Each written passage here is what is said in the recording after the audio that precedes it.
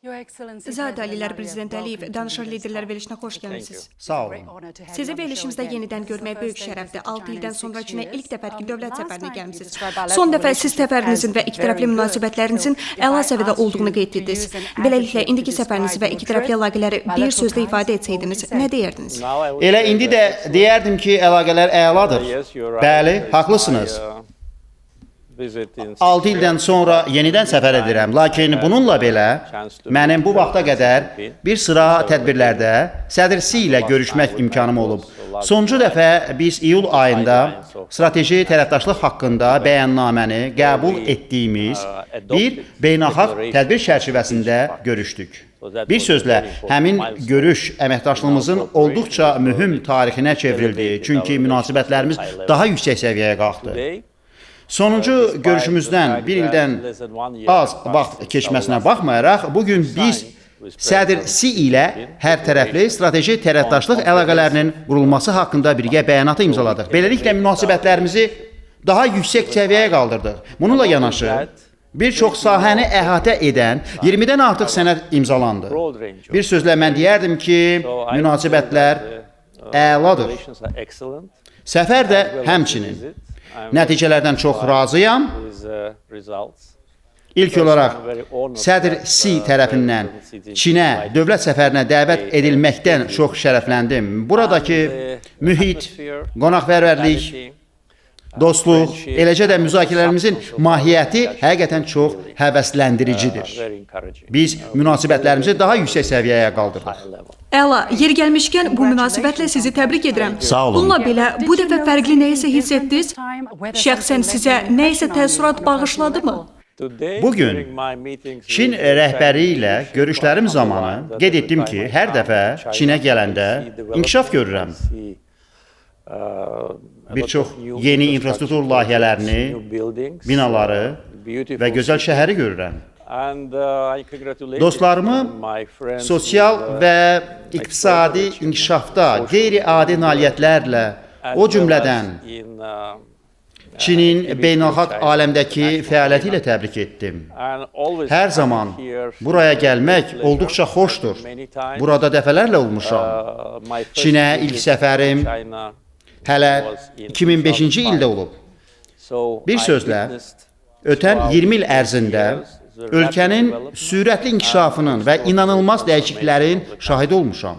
Gördüklərim, iqtisadi inkişafla bağlı oxuduqlarım və mənə verilən məlumatlar göstərir ki, ölkəniz həqiqətən düzgün yoldadır. Bu münasibətlə sizi təbrik edirəm. Sağ olun.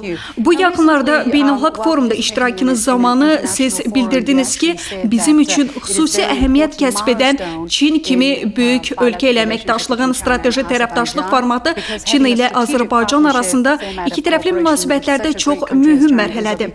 Bir halda ki, hazırda siz bu münasibətləri hər tərəfli strateji tərəfdaşlıq səviyyəsinə qaldırdınızsa, sizə əlavə sual verim.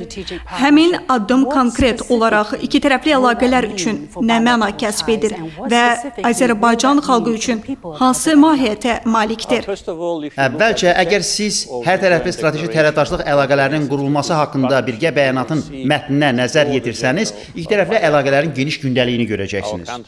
Ölkələrimiz milli maraqlara aid məsələlərdə həmrəylik və dostluq nümayiş etdirir. Biz bir-birimizin suverenliyini və ərazi bütövlüyünü qətiyyətlə dəstəkləyirik.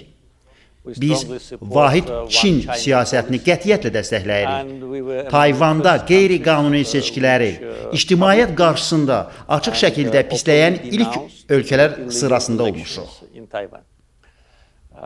Bəyanatın digər hissəsi ticarət, daşımalar, xalqlar arası əlaqələr, humanitar tərəfdaşlıq kimi çox sayda məsələləri əhatə edir. Və əlbəttə ki, bu addım birgə təşəbbüsümüzdür. Beləliklə, həmin sənədin mahiyyəti çox əhəmiyyətlidir. Buna görə, həmin ölkə ilə bəyanatın imzalanması Azərbaycan üçün həqiqətən mühüm nailiyyətdir. Sizə deyə bilərəm ki, Azərbaycan öz bölgəsində bir çox ölkə ilə və həmçinin bəzi Avropa ölkələri ilə strateji tərəfdaşlıq haqqında bəyanatlar imzalayıb. Lakin Çin ilə bəyanat onların daxilində ən güclüsüdür. Məhz buna görə də bu sənədin xüsusi vacibliyi bir daha göz qarşısındadır. Siz və sədr Si arasında çox dərin münasibətlər var. Siz çoxsaylı müxtəlif tədbirlərdə bir-birinizlə görüşmüsünüz. Adətən söhbətiniz necə alınır? Onu dövlət başçısı kimi necə dəyərləndirərdiniz? Bizim çox mehriban münasibətlərimiz var. Görüşlərin birində o məni Çinin yaxın dostu adlandırıb. Bunu mən bir növ mükafat kimi qəbul edirəm. Onunla görüşməyə, onunla çox səmimi və açıq qaydada söhbət aparmağa hər zaman məmnunam. Biz danışıqlar zamanı çox vaxt bir yerdə olmuşuq. Sonra rəsmi ziyafət zamanı söhbət etmişik. Bir sözlə, regional sabitlik, təhlükəsizlik və beynəlxalq münasibətlərin bir çox sahəsini əhatə etmişik. Müxtəlif məsələlər ətrafında öz aramızda fikir mübadiləsi apardığımız zaman mənim üçün onun mövqeyini bilmək hər zaman vacibdir. Çünki o çox təcrübəli dövlət xadimidir. Ona böyük hörmətim var. O çox dərin biliklərə malik olan, Çinin milli maraqlarına və bütövlükdə qlobal məsələlərə gəldikdə çox qətiyyətli mövqeyi ilə seçilən insandır. Bildiyiniz kimi, Azərbaycan sədr Sinin inkişaf, təhlükəsizlik və sivilizasiyaları ilə bağlı bir neçə təşəbbüslərə qoşulub, biz onun mövqeyinə şərikik. Bir kəmər, bir yol təşəbbüsünü açıq şəkildə dəstəkləmiş və sonradan qoşulmuş ilk ölkələrdən biri də bizik və öz ölkəmizdə xeyli infrastruktur layihələrini həyata keçirmişik. Həqiqətən, onunla görüşmək hər zaman xoşdur. O, dünyanın ən güclü ölkələrindən birinin rəhbəridir. Lakin eyni zamanda çox təvazökar, çox mehriban insandır. O elə bir mühit yaradır ki, siz onunla söhbət edəndə sanki köhnə dostunuzla danışırsınız. Bunu eşitmək çox xoşdur. Bugün xəbərlərə baxdım və Böyük Xalq Sarayında sizinlə görüşü barədə söylədiyi fikirləri dinlədim. İki ölkə arasında diplomatik münasibətlərin qurulmasında olan iradənin onun tərəfindən qeyd edilməsi mənə böyük təəssürat bağışladı. Həmçinin Çin ilə dost və deyərdim ki, uzaq görən münasibətlərin qurulmasında çox əhəmiyyətli rol oynamış mərhum atanız haqqında danışmaq istərdim. O vaxt Çinin iqtisadi inkişaf baxımından keçəcəyi yol uzun idi. Amma soruşmaq istərdim. İki tərəfli əlaqələrdə bu qədər dəyişikliklər və onların bu cür səviyyəsini gördükdən sonra mərhum atanıza nə söyləyərdiniz? Tam haqlısınız. O, iki ölkə arasında münasibətlərin möhkəm təməl üzərində qurulmasında mühüm rol oynamışdır. O, prezident olanda ilk səfərlərindən birini Çinə etdi. Zənnimcə bir ildən sonra Çini ziyarət etdi. 90-cı illərin əvvəlində. Bəli, zənnimcə 94-cü il idi. O gündən bu münasibətlər quruldu. Onun irsi bizim hamımız üçün əzizdir. Biz onun yolunu davam etdiririk. O cümlədən xarici siyasət prioritetlərində. Bu prioritetlər arasında Çin xüsusi yer tutur. Əlbəttə ki, ötən 20 ildə dünya dəyişib, Azərbaycan dəyişib. Lakin prioritetlər dəyişməyib.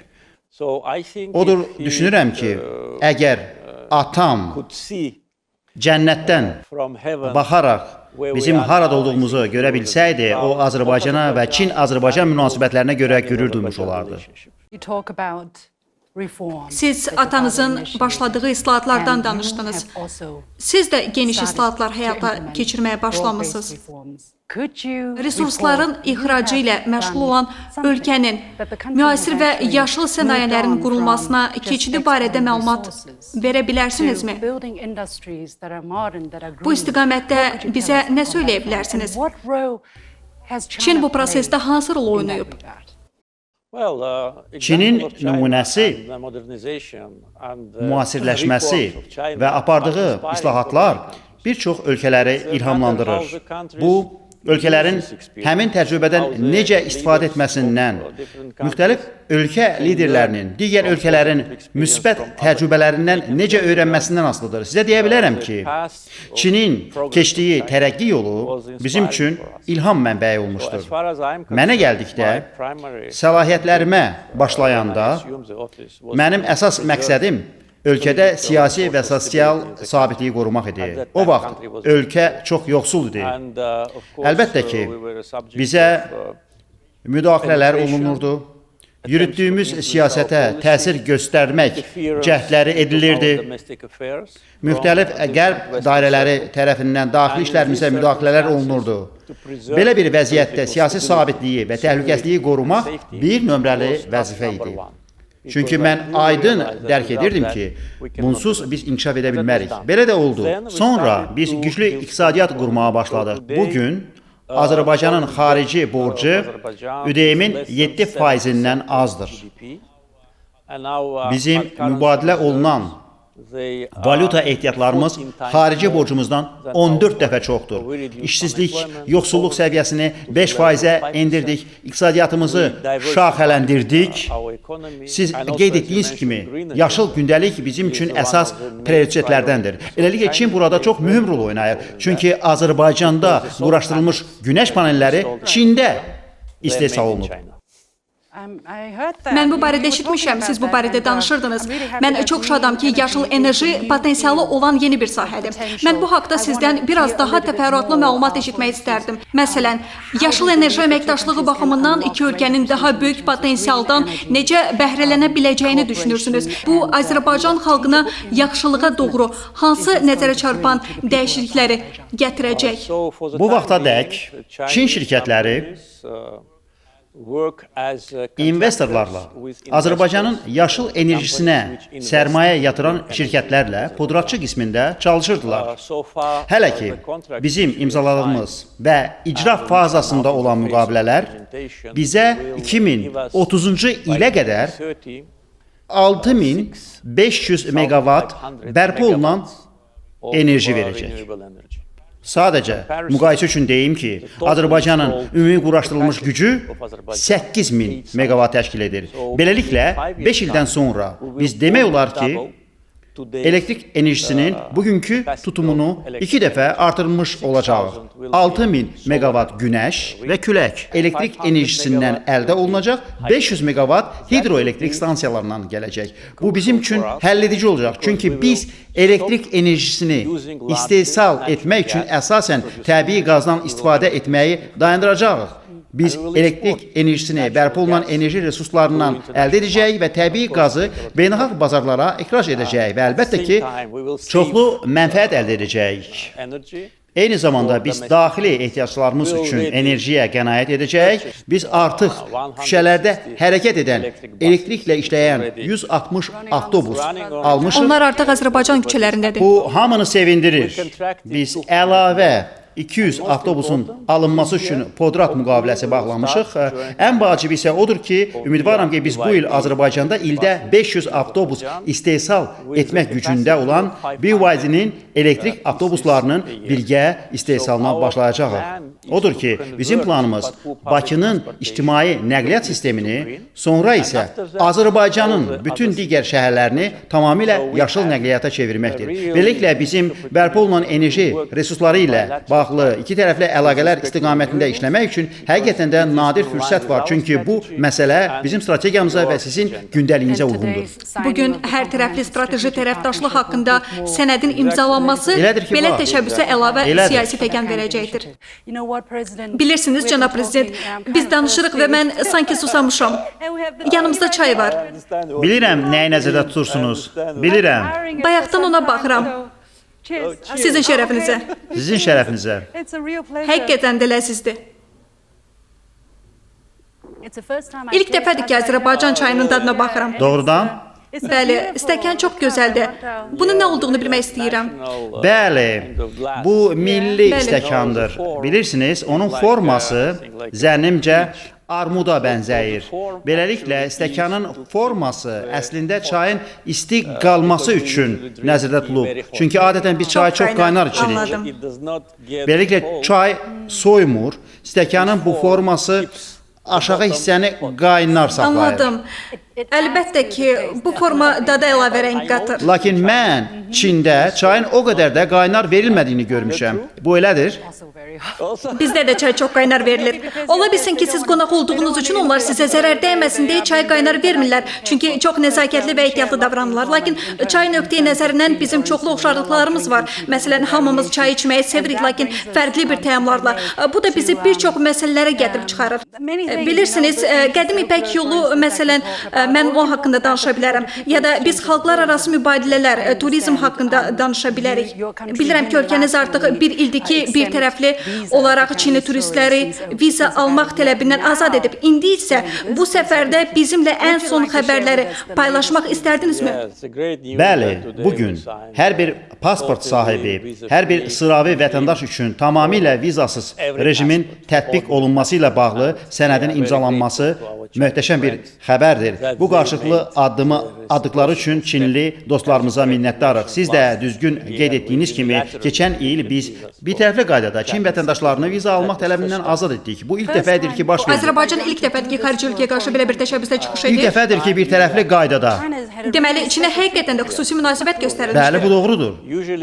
Adətən biz bunu həmişə iki tərəfli əsasda edirdik. Lakin bu halda biz dostluğumuzu və səmimiliyimizi nümayiş etdirmək üçün bunu bir tərəfli qaydada etdik. Bugün həmçinin həmkarlarımla avia reyslərin sayının artırılması barədə danışdıq. Hazırda düşünürəm ki, həftədə 6 və 7 avia reys həyata keçirilir.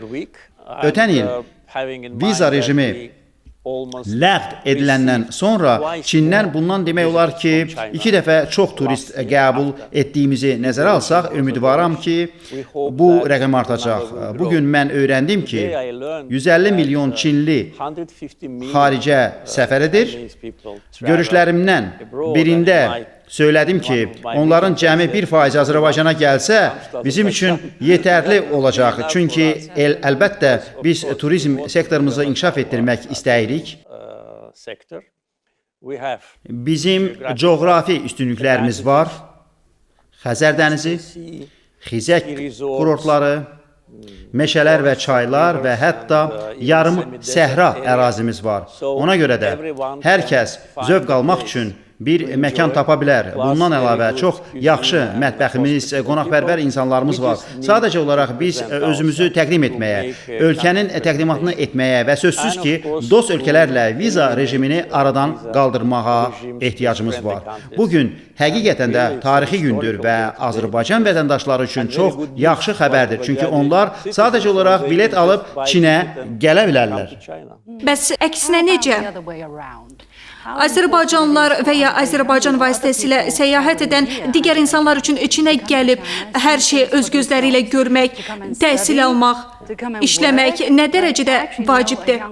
Əslində mən Çinə kəmər və yol vasitəsilə yay düşərgəsindən gələn və burada qalan gənc insan tanıyıram. O fəlsəfə doktoru dərəcəsinə yiyələnmək üçün təhsil alır, özü üçün yeni gələcək qurur. Əks tərəfdə vəziyyət necədir? Sözsüz ki, biz daha çox Azərbaycanlının Çinə səfər etməsini, təhsil almaq, işləmək üçün gəlməsini istəyirik. Bugün biz həmçinin təhsil sayəsində əməkdaşlığımızı müzakirə etdik. Ölkələrimizdə hər iki ölkədən təhsil alan 100-dən çox tələbə var. Bu çox azdır. Bəli, çox azdır. Əminəm ki, xüsusilə texnologiyanın inkişafında, süni zəka sahəsində potensialı nəzərə alsaq, onların sayı artacaq. Biz qlobal trendlə ayaqlaşmaq istəyirik. Düşünürəm ki, Azərbaycandan daha çox sayda tələbənin buraya gəlməsi üçün böyük imkan var. Həmçinin zənnimcə Azərbaycanda Çin-Azərbaycan Universitetinin yaradılması barədə düşünmək yaxşı fikir olar. Hazırda biz bu imkanın dəyərləndirilməsi mərhələsindəyik. Lakin sözsüz ki, insanlar nə qədər çox səyahət edirlərsə, mədəniyyət, xalq barədə nə qədər çox bilirlərsə, ölkələr arasında əlaqələr bir o qədər də sıx olur. Çünki bəli, biz siyasi qərarlar qəbul edirik, strateji tərəfdaşlarıq, biz liderlər və hökumətlər olaraq dostuq. Lakin xalqlarımızın da daha çox yaxınlaşmasına, onlar da daha çox dost olmasına ehtiyac var. Sözsüz. Söhbət təkcə insanların səyahətindən getmir, həm də yüklərin daşınmasından gedir və Azərbaycan, icazə verin bir qurtum da içim. Həqiqətən də ləzzizdir. Düşünürəm ki, kiçik bir limon dilimi biraz şəkərlə daha yaxşı olar. Yeri gəlmişkən, bunlar Azərbaycan məhsulları. Yeri gəlmişkən, Azərbaycanın mineral suyu da çox Azərbaycan yaxşıdır. çayı fərqli bir tam. Bəli, sağlamlığınız üçün çox yaxşıdır. İsti su. İsti su deməkdir. Demək olar ki, qaynar bulaqdan çıxır. Yaxşı. Mən əminəm ki, Çinlilər bu məhsulu tapmaq üçün öz Taobao və JD hesablarında araşdırıb baxacaqlar. Bəli, həqiqətən də demək istəyirəm ki, malların daşınması baxımından Azərbaycan Çinlə əlaqələri xeyli inkişaf etdirib. Çin Azərbaycanın 5 ən böyük ticarət tərəfdaşından biridir. Artıq 4 ən böyük tərəfdaşdan biridir. Yaxşı, irəliləyiş var. Çin ən böyük ixracatçıdır və ya bir nömrəli idxal mənbəyidir. Doğrudur. Bəli, bir nömrəli. Siz kəmər və yol layihəsi çərçivəsində elektron ticarətə, infrastruktur bağlantılarına, malların daşınmasına necə baxırsınız? Bu, hər iki tərəfdə insanlara və şirkətlərə nə fayda verəcək? Bəli, söylədikləriniz tamamilə vacibdir. Çünki Çin həqiqətən də idxal baxımından bir nömrəli və ticarət dövriyyəsi baxımından 4-cü tərəfdaşdır. Biz Çində 6 Azərbaycan ticarət evi açmışıq. Biz artıq Çinə şərab ixrac etməyə başlamışıq. Sizin bazarınızda daha çox payımızın olmasını istəyirik. Kəmər və yol layihəsinə gəlincə, bizim üçün bu təşəbbüs yalnız bir tranzit marşrutu deyil. Biz bu marşrut üzərində şirkətlər qurmaq istəyirik. Çünki bizim coğrafi mövqeyimiz əlverişlidir. Biz şərq, qərb və şimal-cənub nəqliyyat dəhlizləri üzərində yerləşirik. Bağlantılara gəlincə, biz artıq bütün infrastrukturu, dəmir yollarını, dəniz limanlarını, magistral yolları, 8 beynəlxalq hava limanı inşa etmişik. Biz qlobal miqyasda ən böyük yük daşıma, hava yolu ilə yük daşıma şirkətlərindən birinə sahibik. Beləliklə, hədəfimiz bu marşrut üzərində biznes qurmaqdır. Əlbəttə ki, biz Çin şirkətlərinə arxalanırıq. Cəmi bir həftədən də az vaxt bundan əvvəl biznes forumda hər iki ölkədən müxtəlif şirkətlər iştirak edirdilər. Onlar Azərbaycana 300 milyon dollardan artıq həcmdə investisiya yatırılmasına dair sazişlər imzaladılar. Bugün mən həmkarlarıma söylədim ki, bu bizim üçün yaxşı göstəricidir. Lakin düşünürəm ki, bu göstərici daha böyük ola bilər. Fikrinizdə 2 illik, 5 illik perspektivdə bir rəqəm varmı? Mən milyardlar barədə danışmaq istəyirəm. Düşünürəm ki, bu tamamilə realdır. Beləliklə, indi bizim hədəfimiz bərpa olunan enerji, nəqliyyat və istehsaldır. Bizim bacarıqlı işçi qüvvəmiz var, əhalimizin sayı artır, bazarımız böyüyür. Beləliklə, vergilər və müxtəlif hüquqi tələblər baxımından Azərbaycanda biznes qurmaq çox asandır. Çoxlu stimullaşdırıcı amillər var. Bizim sadəcə olaraq tərəfləri bir araya gətirməyimizə və Azərbaycanın biznes imkanları barədə Çinli iş adamlarına daha çox məlumat çatdırmağımıza ehtiyac var.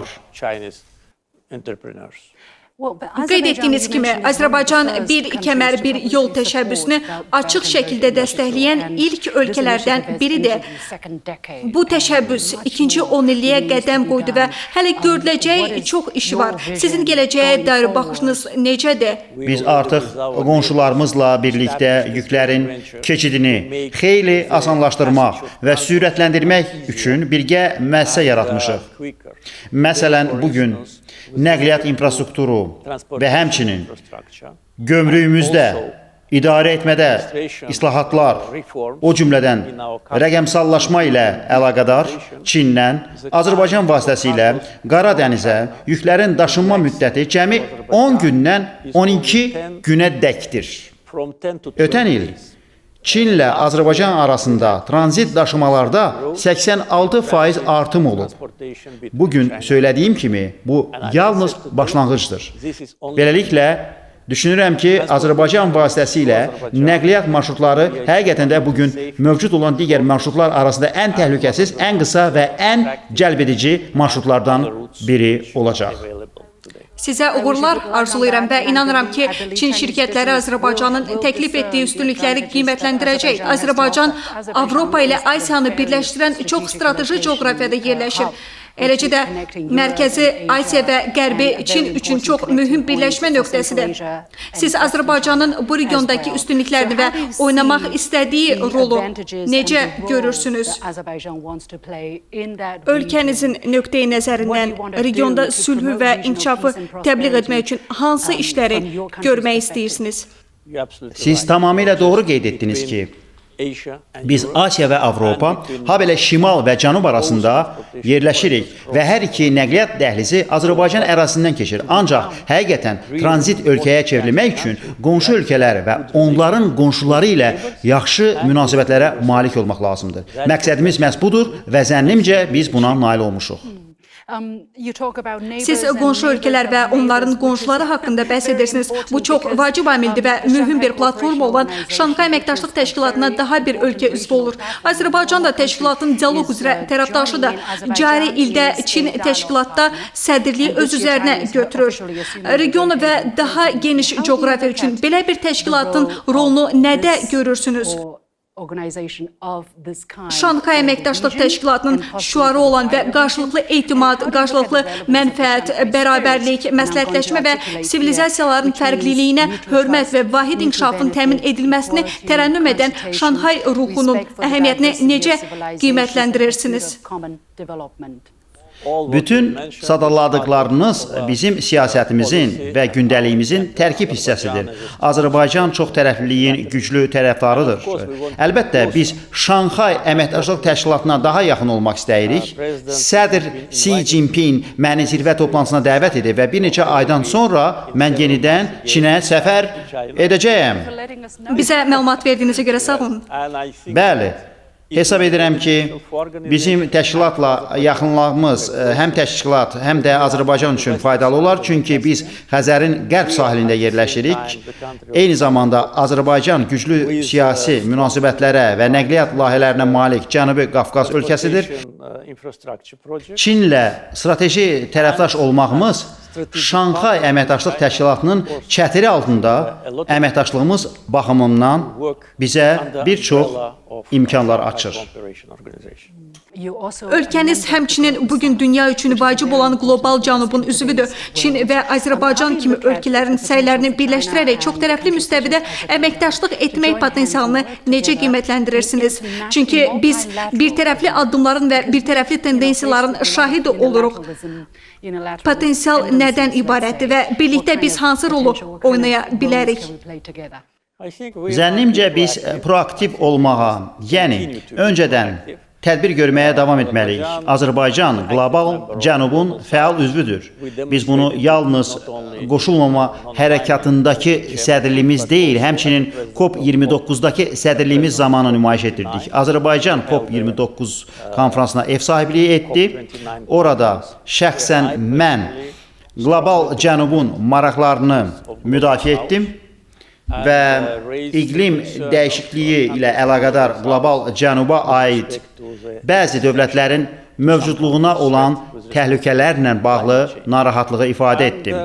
Azərbaycan Çini qlobal cənubun lideri hesab edir və bu barədə sizin artıq qeyd etdiyiniz prinsiplər əsasında ölkələrin birləşdirilməsi baxımından Çin xüsusi rol oynayır. Qoşulmama hərəkatının Bandung prinsipləri adlandırılan prinsipləri sizin dediklərinizi tam əks etdirir. Bununla yanaşı suverenlik, ərazi bütövlüyünə hörmət, daxili işlərə qarışmama, bərabərlik, çox tərəflilik və heç bir ölkə və ya ölkələr qrupunun digərləri üzərində dominantlığına yol verilməmə prinsipləri bizim üçün vacibdir. Biz onları öz milli maraqlarımız baxımından müdafiə edirik və beynəlxalq birliyin fəal üzvüyük. Prezident Əliyev, çox təşəkkür edirəm. Sağ olun. Çox şad oldum. Sağ olun. İcazə verin bir qurtum da içim. Bəli, bir qurtum sizin şərəfinizə. Uğurlu səfərinizin şərəfinə. Sağ olun.